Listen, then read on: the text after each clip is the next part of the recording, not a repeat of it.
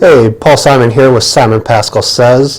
Due to the weather here this week in Texas, wanted to answer a quick question about whether or not employers have to pay employees for work missed because of weather. And that's whether the employee can't get into work because of the weather or because the employer closes the business due to inclement weather. So you kind of have to look at this in two parts. And the first is whether or not we're dealing with a hourly non-exempt employee or if we're dealing with a salary exempt employee. So for a non-exempt hourly employee, an employer does not have to pay that employee for any work missed, regardless of whether it's because the employee can't get into work or because the employer is closed. You only have to pay that employee for work they actually do.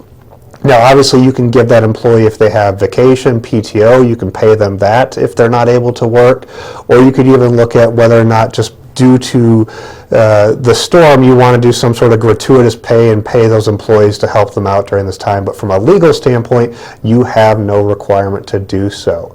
Now, with a salary exempt employee, if that employee is able and willing to work, so they can get into your office despite the storm, but the employer is closed down, you do need to pay that employee their full week salary because they are able and willing to work. Now, if the employee cannot get into work, you may be able to deduct as long as you have some sort of PTO policy that would give that employee some paid time if they so choose.